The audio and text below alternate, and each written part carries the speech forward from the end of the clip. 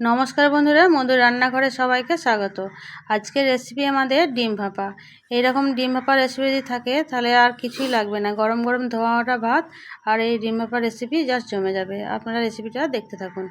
যেখানে 4টে ডিম আমি সেদ্ধ করতে দিয়েছি, একটা মশলা বানিয়ে নেবো। তার জন্য এখানে মিক্সি জারের মধ্যে হলুদ সরষে 1 চামচ, কালো সরষে 1 চামচ, পোস্ত 2 চামচ আর দিয়ে দিচ্ছি একটু লবণ। সরষের সঙ্গে লবণ দিলে তেতো হয় না। 2টো কাঁচা লঙ্কা দিলাম, নারকেল কোড়ানোটা দিলে খুব সুন্দর একটা গ্রেভি হয় আর খেতেও খুব ভালো হয়। একদম মিহি করে পেস্ট বানিয়ে নেবো। একটু জল দিয়ে একদম মিহি করে পেস্ট বানিয়ে নিয়েছি।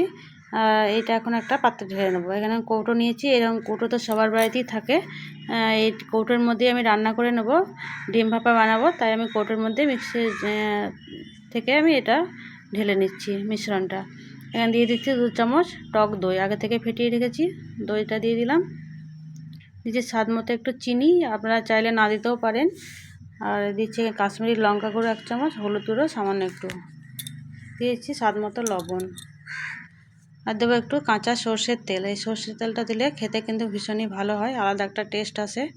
সব কিছু একসঙ্গে মিশিয়ে নিতে হবে। মিক্সির জার ধোয়া জলটা একটু দিয়ে দিচ্ছি। আবার সব কিছু একসঙ্গে মিশিয়ে নিতে হবে। মিশিয়ে নিচ্ছি। মেশানো হয়ে গেছে, এখন আমি এটা সাইডে রেখে দেবো।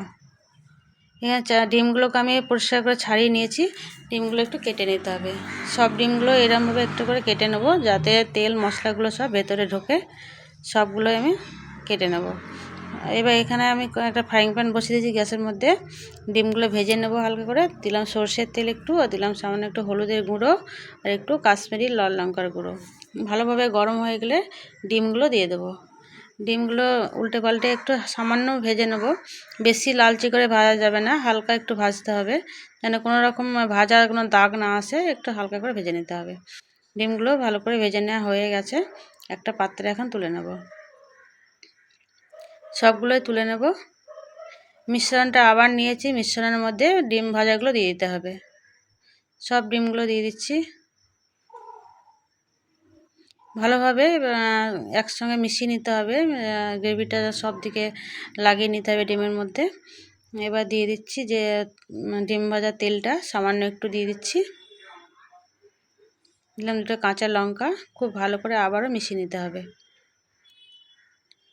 খুব ভালো করে মেশানো হয়ে গেছে, আমি কৌটোর ঢাকনাটা লাগিয়ে দেব।